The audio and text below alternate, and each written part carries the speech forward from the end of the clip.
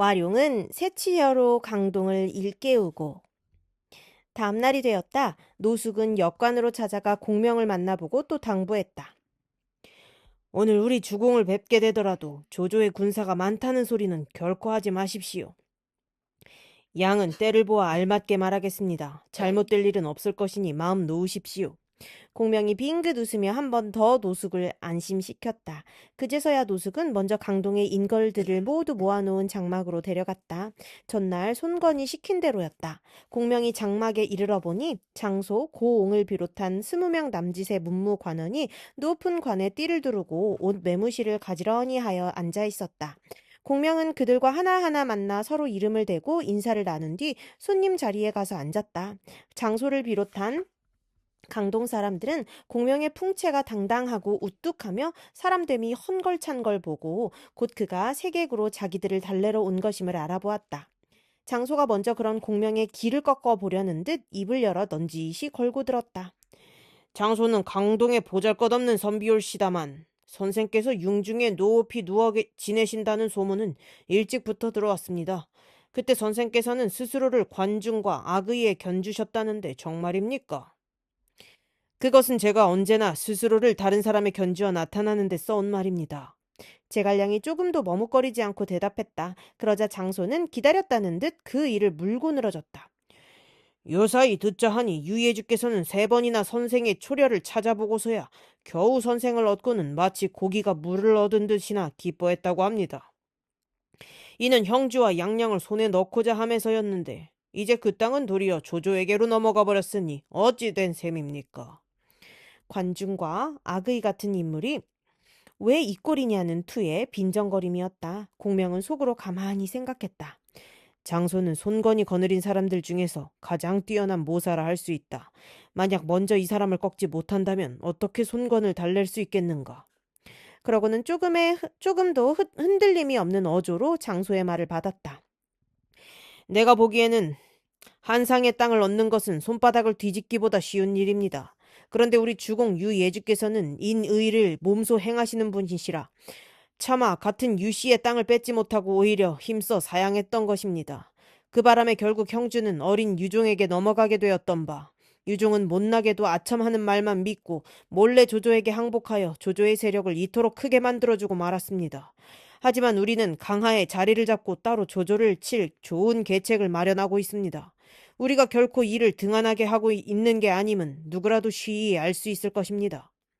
하지만 장소는 그 정도의 말로는 물러서지 않았다. 오히려 그쯤은 예측하고 있었다는 듯 심술궂게 공명의 말을 받았다. 일이 그러하다면 그것은 바로 선생의 말과 행동이 어긋난다는 뜻입니다. 선생은 스스로를 관중과 악의에게 견주었으나 관중은 환공을 도와 제후들을 억누르고 어지러운 천하를 단번에 바로잡았으며 악의는 힘없는 연나라를 떠받치어 제나라의 70여 성을 떨어뜨린 인물입니다. 실로 두 사람 모두 세상을 바로잡을 만한 재주를 지녔다 할 수 있을 것입니다. 그런데 선생은 어떠합니까? 초려에 머물러 있을 때는 풍월이나 즐기고 무릎 쓸며 높이 앉았으면 되었을 것입니다. 하지만 지금 이미 세상에 나와 유예주를 돕게 된 마당에는 마땅히 천하의 묻 생명을 위해 이로움을 더하고 해로움을 덜며 세상을 어지럽히는 역적의 무리를 쳐 없앴어야 하지 않겠습니까? 거기다가 유예주만 해도 선생을 얻기 전에는 그래도 천하를 종행하며 의지할 성 몇 쯤은 가지고 있었습니다. 그렇지만 지금 선생을 얻고 난 뒤는 어떻습니까? 사람들은 모두 선생을 우러러보았으며 키가 석자 되는 어린아이들도 유예주께서 선생을 얻은 것은 호랑이나 표범의 등에 날개가 돋은 것이나 다름없다고 여겼습니다. 한실은 다시 일어나고 조씨는 곧 멸망할 것이라 여겼습니다.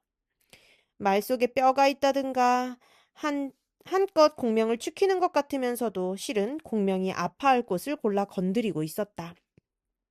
장소는 이어 말했다. 어디 그뿐이겠습니까? 조정의 옛 신하들이며 산림에 숨어있는 선비들까지도 하늘 가득한 구름이 거치어 해와 달의 밝은 빛을 우러를 수 있기를 눈을 씻고 기다리지 않는 이가 없었습니다.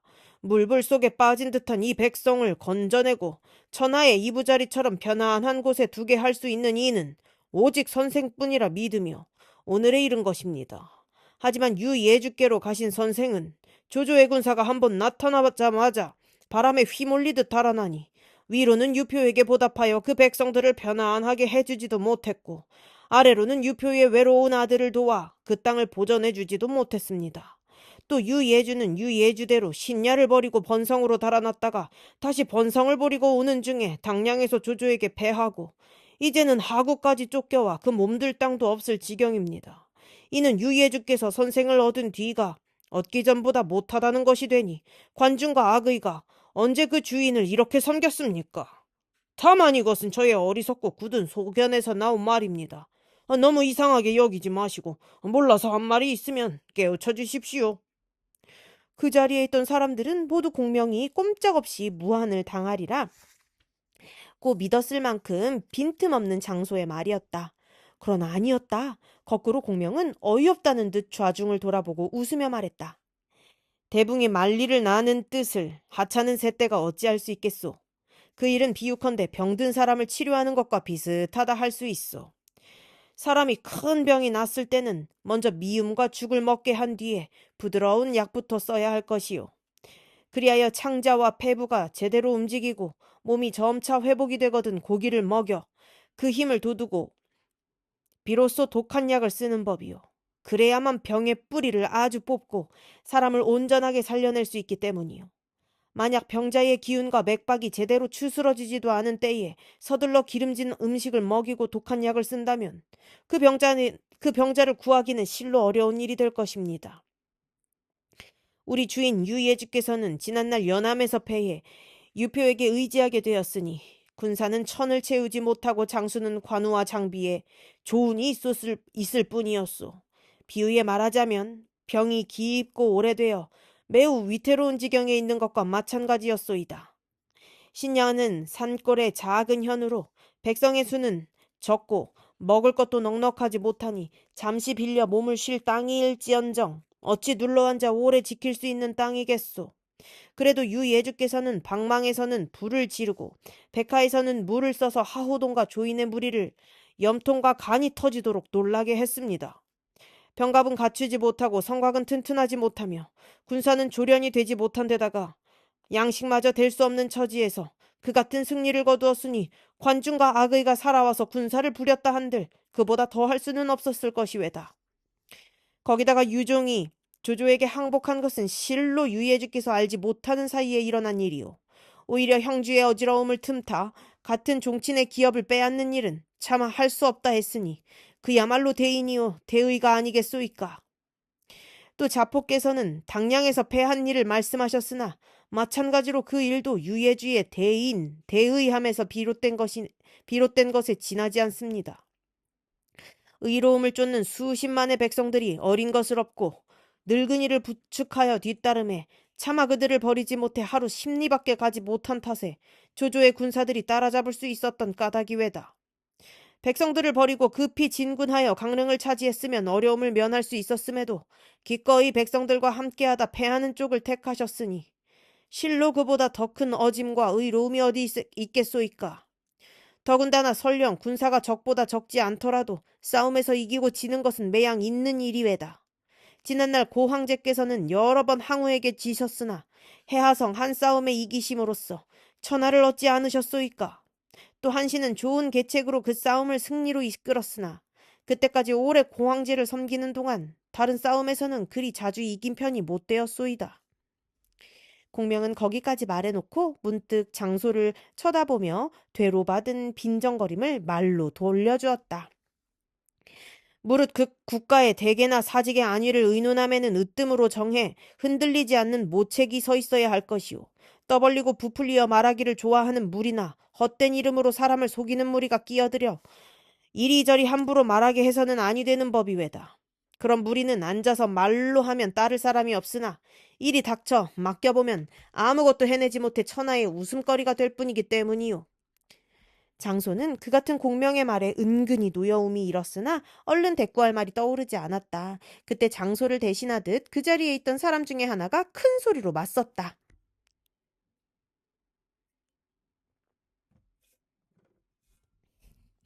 지금 조조는 군사가 100만이요. 장수가 1000이라고 하오.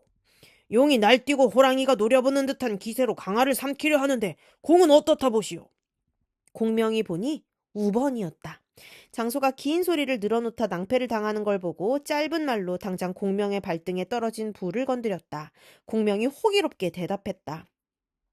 조조는 개미떼같이 수만 많고 쓸모없는 원소의 군사를 끌어모은 데다 이번에는 까마귀떼같이 시끄럽기만 하고 조련한 된 형주의 군사들을 더했으니 비록 그 수가 100만이라 한들 두려워할 까닭이 무엇이겠소. 그러자 우번은 기다렸다는 듯 차게 웃으며 비꼬았다. 당양에서는 싸움에 지고 강하로 쫓겨와서는 개체까지 궁해 구구하게 다른 사람에게 구해주기를 빌러왔으면서도 오히려 두렵지 않다고 하는구려. 선생이야말로 큰 소리로 사람을 속이는 것이 아니고 무엇이요? 공명도 지지 않고 맞섰다. 겨우 수천의 의로운 군사로 우리 유예주께서 어떻게 조조의 거칠고 모진 100만의 대군에 맞서실 수 있었겠소. 그래도 강하로 물러나 지키고 계신 것은 때를 기다리기 위함이오. 하지만 여러분은 어떠하오? 이곳 강동은 군사가 날래고 양식이 넉넉한 데다 험한 장강까지 끼고 있지 않소. 그런데도 오히려 그 주인으로 하여금 역적 앞에 무릎을 꿇고 항복하기를 권하고 있으니 이는 실로 천하의 비웃음조차 돌아볼 줄 모른다 할 수 있소이다. 거기에 비하면 우리 유예주야말로 참으로 조조를 두려워하지 않는 분이라 할 수 있소. 그러자 기세 좋던 우번 또한 머쓱해서 물러났다. 항복이란 말 속에 감추어진 치욕을 끄집어낸 반격이라 대꾸하기 어려웠던 것이다. 그 우번을 대신해 또 한 사람이 나섰다. 보질이란 사람이었다. 공명은 장의와 소진을 흉내내어 우리 동호를 달래려 오셨소이까? 자사는 소진과 장의를 그저 말 잘하는 사람으로만 알 뿐 소진, 장의가 또한 호거림을 모르시는구려. 소진은 6나라 승상의 인을 차고 장의는 2번이나 진나라의 승상이 되어 나라와 백성을 일으키고 바로잡은 사람들이 외다. 힘센 자를 두려워하고 약한 자를 깔보며 칼을 두려워 피하는 이들과는 견줄 수가 없을 것이요. 여러분은 조조가 거짓으로 지어 퍼뜨린 소문만 듣고도 겁이 나서 항복하려 들면서 어찌 감히 소진과 장의를 비웃을 수 있겠소이까? 자사는 보질의 자였다. 교묘한 말재주보다 더 무서운 것은 강동에서 그리 알려지지 않은 보질의 자까지 공명이 알고 있다는 것이었다. 모르긴 하되 공명은 아마도 그 자리에 나올 법한 사람들에 관해 미리 세밀하게 알아두었음이 분명했다. 남의 신하되어 주인에게 항복하기를 권하는 입장에 떳떳하지 못한 구석을 날카롭게 헤집고 드는 공명의 반격에 보질이 대답을 못하자 이번에는 설종이란 사람이 엉뚱한 물음으로 가로막고 나왔다. 공명께서는 조조를 어떤 인물로 보시오? 조조가 하늘 노리는 역적이라는 것은 천하가 다 아는 일이거늘 무엇 때문에 물으시오? 공명이 한마디로 잘라 대답했다.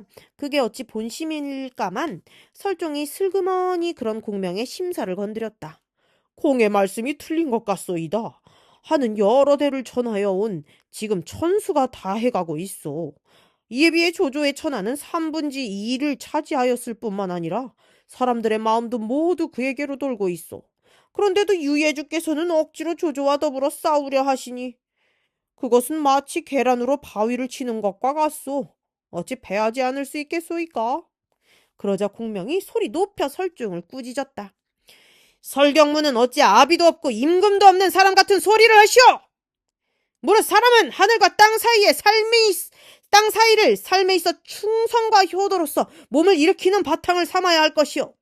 공은 한해 신하된 사람으로 불충한 무리를 보며 함께 힘을 합쳐 죽일 것을 다짐하는 것이 신하된 자의 마땅한 도리가 아니겠소? 그런데도 지금 조조는 조상 대대로 한조의 녹을 먹었으면서도 그 은덕에 보답할 생각은 않고 오히려 역적질할 꿈만 꾸고 있어. 천하가 다 그 일을 분해하고 있건만 공은 오히려 하늘의 운수가 조조에게로 돌아가고 있다니 실로 아비도 임금도 없는 사람이구려. 입석과 말하기 싫으니 2번 다시 입을 떼지 마시오. 이에 설종도 얼굴 가득 부끄러운 빛을 띤 채 물러났다.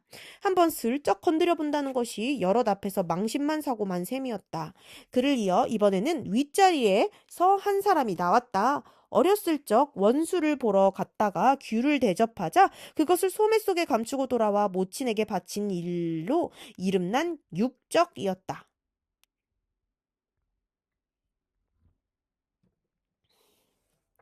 저조가 비록 천자를 끼고 제후를 호령하고 있기는 하나 삼국 조참의 후예임에는 틀림이 없소. 하지만 유비는 중산 정왕의 후예라고는 해도 거슬러 밝힐 길이 없고 다만 지금 알 수 있는 것은 돗자리나 짜고 집신이나 팔던 사람이었다는 것뿐이요. 어찌 조조와 나란히 저울질할 수 있단 말이오? 앞서와는 달리 이번에는 출신을 들먹여 공명을 건드려 본 것이었다. 말을 받는 공명의 태도는 설종 때와는 달랐다. 엄했던 안색을 풀며 웃음으로 대답했다. 공은 일찍이 원술 앞에 앉아서 귤을 품어 혀로 이름을 얻었던 그 육랑이 아니오. 바라건대 이번에는 내 앞에 앉아 말 한마디만 들어주시오. 조조가 조상국의 후예라면 대대로 한해 신하였던 셈인데도 그는 지금 권세를 멋대로 부려 임금을 속이고 아비를 욕배고 있소. 이는 임금이 없는 자일 뿐만 아니라 조상을 얕보는 자이며 한시를 어지럽히는 신하일 뿐만 아니라 조씨 문중에 못된 자식이 되기도 하는 것이오. 그러나 우리 유예주께서는 당당히 제실의 핏줄을 이으신 분으로 당금의 천자께서는 제실의 족보를 뒤져 학녀를 찾아내고 벼슬까지 내리셨소. 유예주의 핏줄을 거슬려 밝힐 수가 없다니 도무지 그게 무슨 말씀이시오. 또 고조께서는 비록 하잘것없는 정장에서 몸을 일으키셨으나 마침내는 천하를 얻으셨소. 유예주께서 돗자리를 짜고 집신을 파셨다 한들 그게 꼭 욕될 게 무엇이겠소? 공은 아직 소견이 어린아이와 같으니 학덕 높은 선비와는 더불어 얘기하기 어렵겠소이다. 마치 어린아이 달래듯 하는 말이었다. 육적 또한 말이 막히자 또 딴 사람이 나섰다. 공명의 말씀은 한결같이 어거지로 이치를 벗어났소.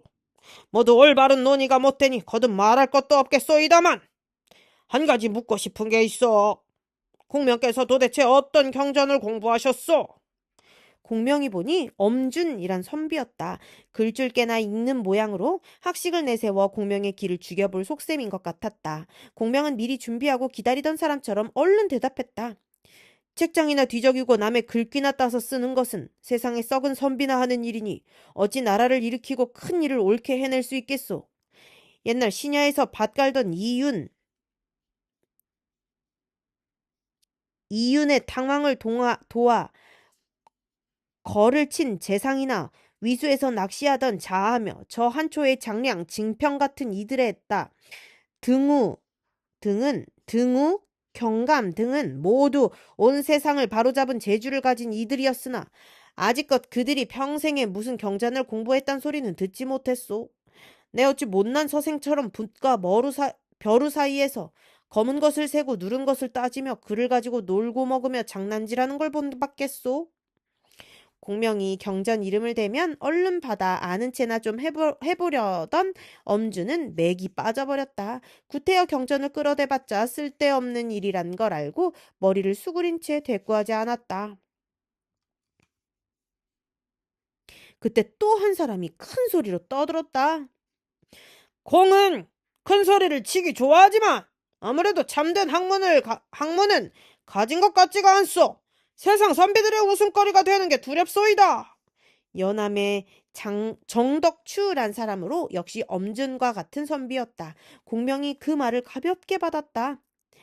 선비에도 군자와 소인이 있소이다. 군자다운 선비는 임금에게 충성스럽고 나라를 사랑하며 바른 것을 지키고 그른 것을 미워합니다. 하는 일은 당대의 사람들에게 두루 혜택을 끼치고 이름은 길이 후세에 남는 법이오.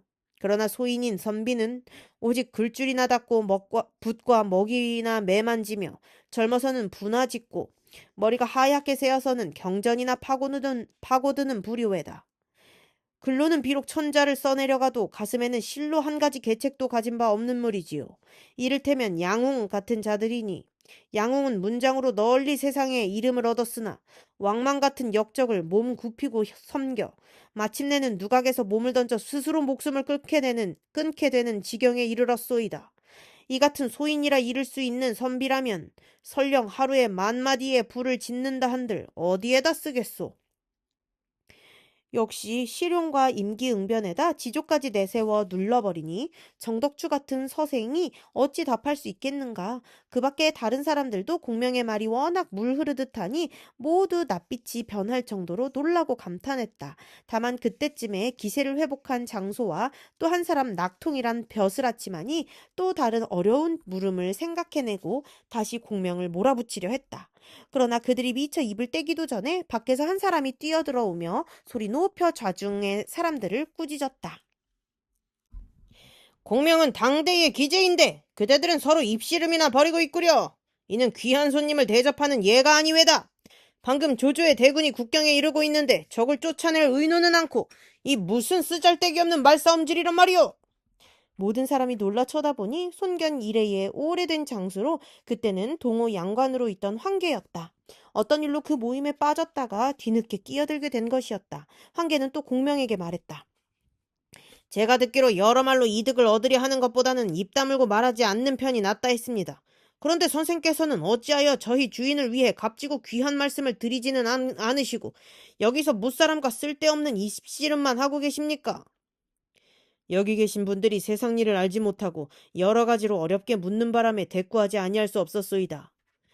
공명이 빙긋이 웃으며 그렇게 대답했다. 황계가 그런 공명을 재촉했다. 어서 우리 주공을 뵙도록 하시지요. 그러고는 노숙과 더불어 공명을 손관에게로 데려갔다. 공명은 두 사람을 따라 들어가다가 중문에 이르렀을 때 제갈근을 만났다. 너는 강동까지 와서 어찌 나를 보러 오지 않았느냐? 공명이 예를 표하자 형으로서 잠옷 섭섭하다는 투로 제갈근이 물었다. 공명이 공손하게 대답했다. 저는 이미 유예주를 섬겨 공사로 이곳에 왔으니 마땅히 그 일을 먼저 하고 사사로운 일은 뒤로 미루어야 하지 않겠습니까? 아직 공사를 다 하지 못해 감히 형제간의 사사로운 정을 먼저 드러내기 어려웠을 뿐입니다. 형님께서 너그러이 헤아려 주십시오. 실로 몇 년 만에 만난 아우로서는 매정하다 할 만한 변명이었다. 그러나 제갈근이 또한 그 말을 못 알아들을 만큼 미욱하지 않았다. 곧 얼굴빛을 부드럽게 하여 말했다. 오후를 배운 뒤에는 나를 찾아보도록 해라. 오랜만에 이야기나 좀 나누도록 하자. 그러고는 공명을 더 지체시키지 않으려는 듯 휘적휘적 가버렸다. 제갈군이 가버린 뒤 노숙은 마지막으로 한 번 더 다짐을 받았다. 어제 내가 당부한 말 부디 잊지 않도록 하십시오.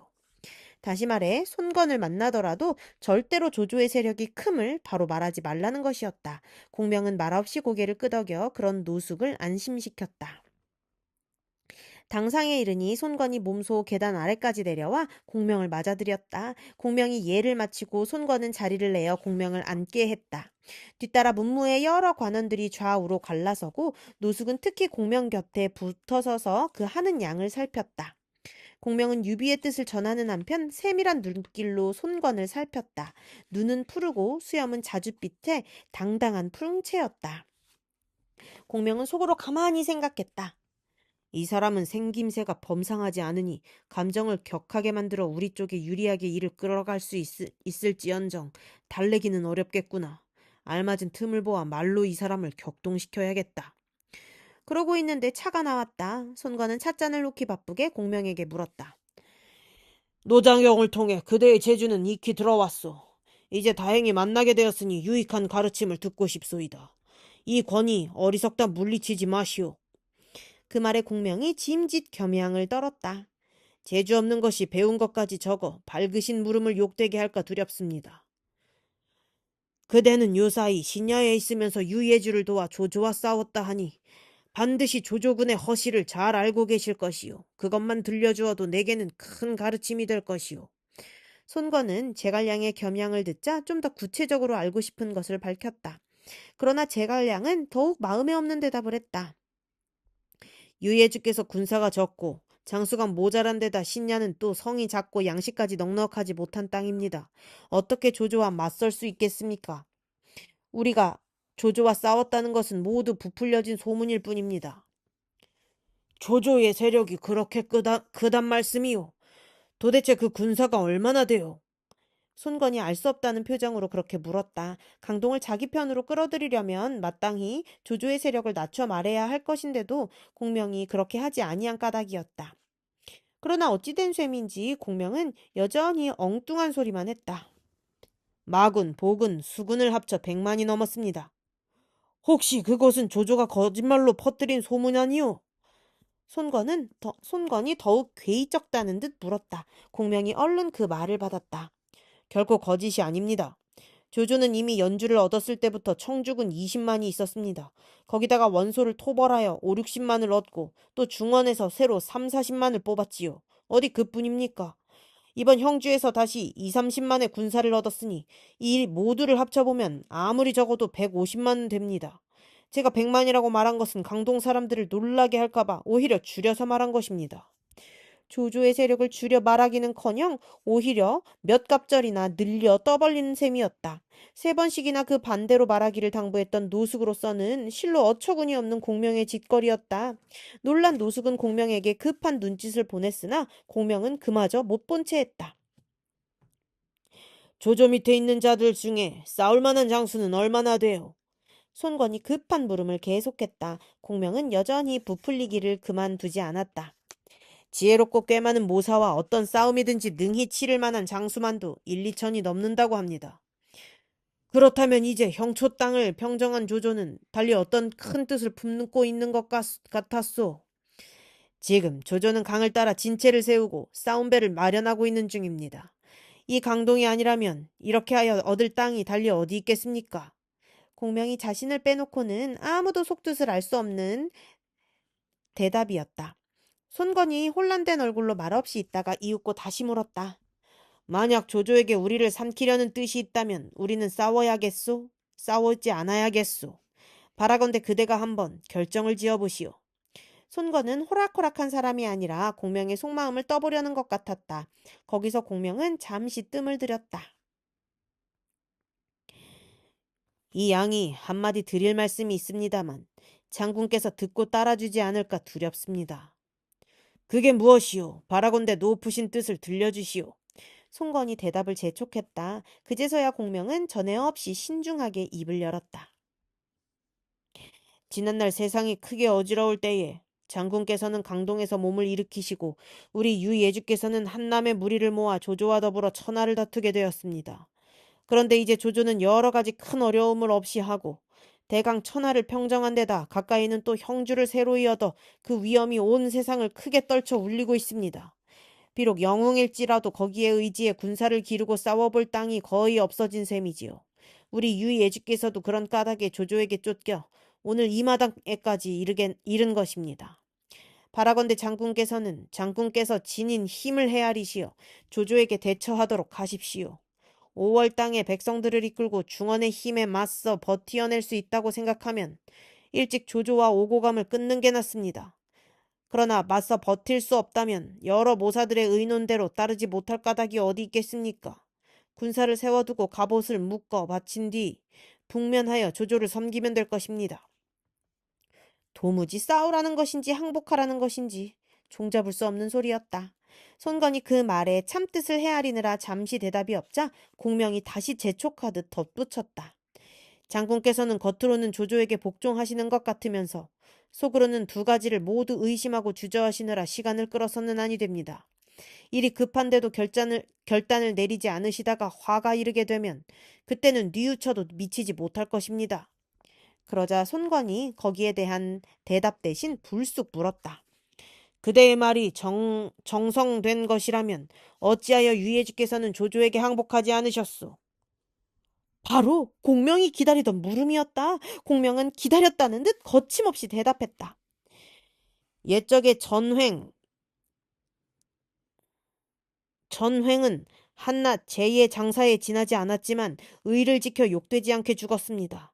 하물며 제실의 후예요. 세상에 뭇 선비들이 우라르는 영웅이신 우리 유예주께서 어찌 조조 따위에게 항복하는 욕됨을 입을 수 있겠습니까? 뜻대로 됐고 안 되는 것은 하늘에 달린 일. 설령 끝내 싸움에 져서 죽게 되더라도 스스로 몸을 굽혀 다른 사람 밑에 설 수는 없는 일입니다. 한마디로 말해 자기 주인인 유비는 애초부터 손권과는 격이 다른 인물로 추켜 세움으로써 손권을 겁 많은 졸장부로 만들어버린 것이었다. 너 정도의 인간은 항복한들 어떤가? 그러니까 잘 생각해서 항복하든지 말든지 하라. 대강 그런 뜻이었다.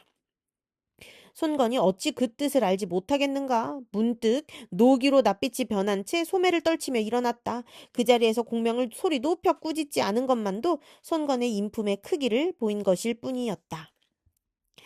손건이 성나 자리를 떴으니 제갈량이 힘들여 강동까지 온 일은 일견 모두가 허사로 된 것처럼 보였다. 항복을 권하던 무리들은 그게 바로 자기들의 뜻대로 이루어진 것으로 알고 공명을 비웃으며 흩어졌다. 공명의 지나친 말이 이를 그르쳤다고 보는 것은 노숙도 마찬가지였다. 둘만 남게 되자 공명을 나무랐다. 선생은 무슨 까닭으로 그렇게까지 말씀하셨소? 우리 주공께서 너그럽고 도량이 넓으셨기 망정이지 아니면 아까 그 자리에서 크게 꾸짖음을 받았을 것이요. 도대체가 선생의 말씀은 우리 주공을 너무 깔보는 것이었소. 그러나 공명은 오히려 고개를 젖히고 껄껄 웃으며 말했다. 어찌하여 이리도 남의 헤아림을 받아들이실 줄 모른단 말이오. 조조를 쳐부술 계책이 내게 있으나 그분은 내게 그것은 묻지 않으시고 항복할 것인가 아닌가만을 물으셨소. 그분이 묻지 않으시는데 내가 어찌 대답할 수 있겠소. 그 바람에 이야기가 잘못 흘러 그리 된 것이오. 그 말을 듣자 노숙도 어렴풋이 짚히는 게 있었다. 얼른 낯빛을 바꾸고 매달리듯 공명에게 물었다. 정말로 선생께 좋은 계책이 있다면 저는 마땅히 다시 말씀드려 주공으로 하여금 선생께 가르침을 구하도록 하겠습니다. 선생의 말씀을 믿어도 되겠습니까? 나는 조조의 100만 대군을 개민떼만큼도 여기지 않소이다. 내가 한번 손을 댄다면 그것들은 가루가 되어 흩어질 것이오. 공명이 자신의 넘치는 어조로 그렇게 대답했다. 결코 무턱대고 하는 큰 소리 같지 않았다. 이에 노숙은 공명만 남겨두고 손건을 보러 후당으로 들어갔다. 아직 노기가 가라앉지 않은 채로 앉아있던 손건은 노숙을 보자 불쾌한 목소리로 내뱉었다.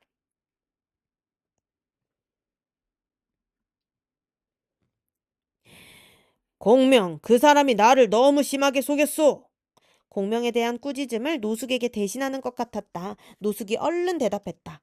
저 역시 그 일로 공명을 나무랐습니다. 그런데 공명은 오히려 주공께서 남의 헤아림을 받아들여 줄 모른다며 웃었습니다. 공명이 비록 조조를 깨뜨릴 계책을 지녔다 한들 어찌 그것을 가볍게 말하겠습니까? 그런데도 주공께서는 그 계책을 묻지 않으시니 이야기가 빗나가 그리 된 것입니다. 손건도 겉보기와는 달리 그 말을 금세 알아들었다. 성난 기색을 거두고 기쁜 빛까지 띠며 노숙의 말을 받았다. 원래 공명은 좋은 계책을 지니고 있으면서도 일부러 나를 격동시켰구려. 그것도 모르고 나는 한때의 얕은 안목으로 그를 대했으니 하마터면 큰일을 그리칠 뻔하였소이다.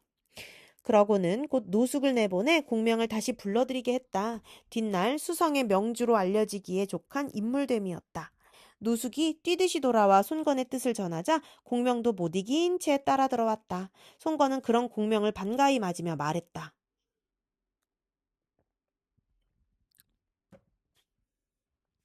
아까는 선생의 맑고 엄숙한 뜻을 알아듣지 못해 맘에 없는 욕만 보인 꼴이 되었소. 부디 너무 허물하지 마시오.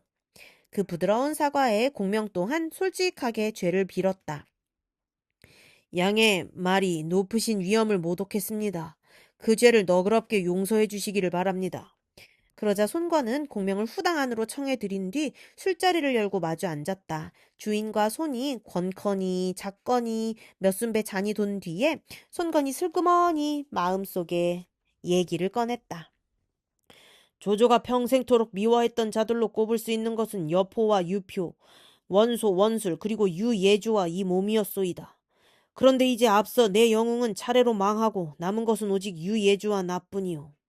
그것도 나는 옷땅을 온전히 보전하지 못해 남의 억누름을 당할 지경에 놓였소이다.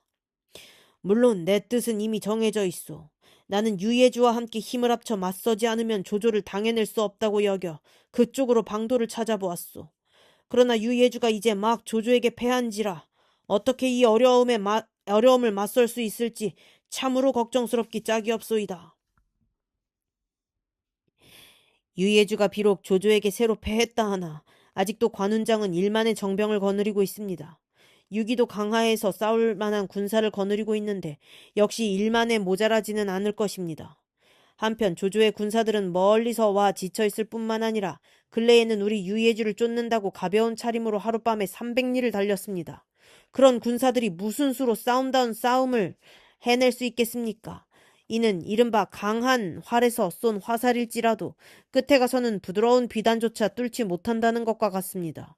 거기다가 조조의 군사들은 북쪽 사람들이라 수전에 익숙하지 못합니다.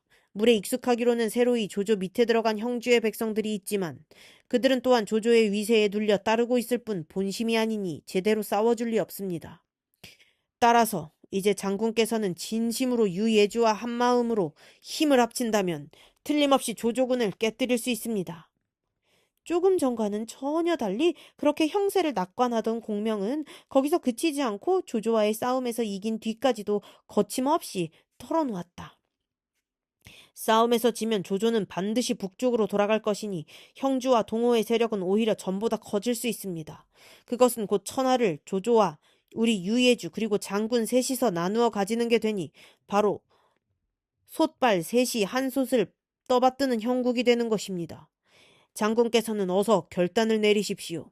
일이 그렇게 되고 안 되고의 기틀은 오늘 장군께서 내릴 결단에 달려 있습니다. 그 말을 듣자 손건은 어둡던 마음속이 일시에 확 개는 것 같았다. 어떤 면에서 오갈 데 없어 자신에게 빌붙들어 온 것으로 볼 수도 있는 유비까지 자신과 나란히 천하의 주인 노릇하려는 게 아니고 올 수 있었으나 당장은 조조의 발 앞에 무릎을 꿇지 않아도 되리라는 희망이 그 모든 것을 잊게 했다. 그저 얼굴 가득 기쁜 빛을 띠며 말했다. 선생의 말씀은 욕심으로 흐려져 막힌 내 가슴 속을 문득 밝게 열어주었소이다. 내 뜻은 이미 정해졌으니 달리 의심하지 마시오. 여럿과 의논하여 오늘로 군사를 일으키고 함께 조조를 쳐 없애도록 하겠소. 그러고는 노숙에게 명해 즉시로 그 같은 자신의 뜻을 문무의 관원에게 알리게 했다. 공명은 그런 손건의 배웅을 받으며 역관으로 돌아가 쉬었다. 한편 장소는 손건이 군사를 일으키려 함을 알자 여럿을 불러 모으고 의논조로 걱정했다. 공명의 계책에 우리 주군께서 걸리시고 말았구려. 이대로 있을 수가 없소. 그런 다음 급히 안으로 들어가 손건을 보고 말했다. 이 소가 들으니 주공께서는 군사를 일으켜 조조와 싸우려 하신다는데 주공께서 스스로 생각하기에 저 원소에 비해 어떻다 여기십니까? 지난날 조조는 강성한 원소도 많지 않은 장졸들로 북소리 한 번에 깨뜨려 버렸습니다. 거기다가 지금은 그 조조가 100만 대군을 몰아 남으로 밀고 내려오는데 어찌 가볍게 맞설 수 있겠습니까? 만약 제갈량의 말을 들어 함부로 군사를 움직였다가는 이른바 섣불지고 불에 뛰어드는 꼴이 나고 말 것입니다. 주공께서는 부디 깊이 헤아려 주십시오. 화친을 주장하는 무리의 우두머리로서 한 번 더 펴보는 설득이었다. 이미 뜻을 굳힌 바 있으나 장소의 말 또한 함부로 물리칠 게 못돼 손건은 머리를 수그린 채 생각에 잠겨 얼른 답하지 않았다. 고옹이 곁에서 거들었다. 유비는 조조와의 싸움에 져서 고단해지자 강동의 군사를 빌려 맞서보려 하는 것입니다. 그런데 주공께서는 어찌하여 그런 유비에게 이용당하려 하십니까? 바라건대 자포의 말을 받아들이시도록 하십시오. 고음까지 그렇게 나오자 손건의 얼굴은 더욱 침울해졌다. 이미 정한 뜻이 흔들렸다기보다는 대들보나 기둥 같은 문신들이 한결같이 항복을 권하고 있는 데에 대한 실망과 근심 탓이리라. 장소와 고옹을 침묵으로 돌려보내고 홀로 앉았는데 이번에는 노숙이 들어와 말했다. 장자포 같은 사람들이 와서 다시 주공께 군사를 내지 말고 조조에게 항복하기를 힘써 권한 모양이나 주공께서는 그들의 말을 들으셔서는 아니 됩니다. 그들은 모두 몸이나 돌보고 처자나 지키려는 무리라 스스로를 위해 꾸민 계책일 뿐입니다. 그래도 손건은 대꾸가 없었다. 장소와 고옹의 말 때문에 마음이 흔들린 게 아닌가 두려워진 노숙이 한층 엄숙하게 손건에게 말했다. 주공께서 만약 마음을 정하지 못해 시간을 끌다가는 항복을 주장하는 무리들 때문에 일을 그르치고 말 것입니다. 경은 잠시 물러가 있으시오. 나는 3번 고쳐 이 일을 생각해 본 뒤에 결단을 내리겠소. 이윽고 손건은 그렇게 대답하고 노숙을 내보냈다. 아무래도 마음이 흔들린 모양이었다. 강동의 9 고을과 수백만 백성들의 안위는 물론 자신의 흥망이 달린 일이라 그런 것 같았다. 노숙은 적이 마음이 불안했지만 더는 손건에게 졸라대지 못하고 물러났다. 공명은 지혜와 변설을 다한 깨우침으로 강동을 일깨웠으나 아직도 그 주인 손건은 설득 떨치고 나서 조조와 한바탕 큰 싸움을 벌일 만큼 결심을 굳히지 못하고 있었다. 끝.